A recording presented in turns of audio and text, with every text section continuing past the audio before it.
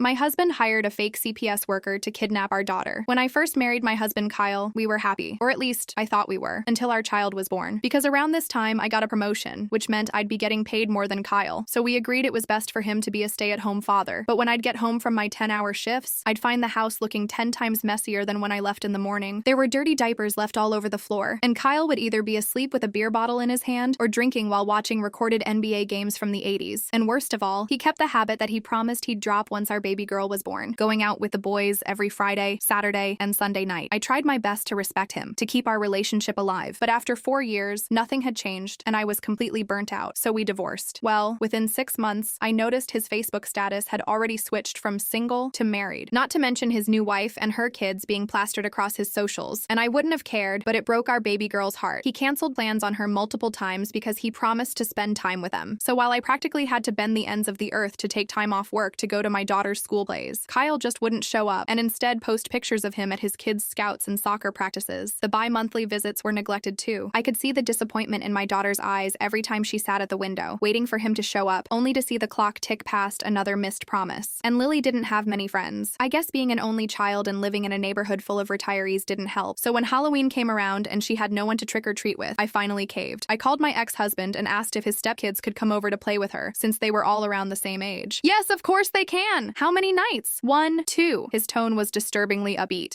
Just one night. Okay, perfect, I'll drop them off right now. When he dropped them off, it was the first time I had seen Kyle in months. But I didn't want to confuse Lily, so I didn't tell her he was driving. This was made even easier by the fact that he didn't come to the front door, just drove away the second they arrived. But I didn't care. It was the first time I saw Lily get along with kids her age so well. At the end of the night, they poured their candy onto the living room floor, sorting through piles of chocolate and lollipops. They traded their favorite brands and didn't even fight once. I expected Kyle to come the next day to collect them, but he never did. Didn't even bother to text or call. But turns out they all went to the same school as Lily, so I just incorporated them as part of my routine, because seeing how happy it made Lily meant it was worth it. Plus, I knew they liked us. Whenever I'd pick them up from school, they all, Lily and her step-siblings, would rush over to the car and wave school projects in my face. "Look what I made! Look what I made!" They'd shout at the top of their lungs. But after 3 nights of zero contact from Kyle, he finally picked them up. Again, he didn't come to the door, just parked in the front garden and texted me the words, "I'm outside." They hugged me super tight for almost 5 minutes straight before I could successfully maneuver them into the front garden. That night, Lily went to sleep with a smile on her face, and I knew I did good. But Kyle disagreed, because the next morning he called me. "What the F what you were thinking being so good to my kids? I know you're trying to steal them. If you think kindness is stealing, I think that says more about you than me," I responded before hanging up. I placed my hand on my chest and took a deep breath. I was relieved Kyle was out of my home, out of Lily's home, but my relief was short-lived, because 3 days later, I got a knock on the door. Except it wasn't Kyle. It was CPS. Someone had filed an anonymous complaint, claiming my daughter was living in unsafe conditions, that I was hoarding children. I looked the social worker up and down. 4-inch-long acrylics, a short skirt, lip filler, very young. I braced myself and tried to be patient with her. "Did you or did you not babysit 3 kids without a license for childcare?"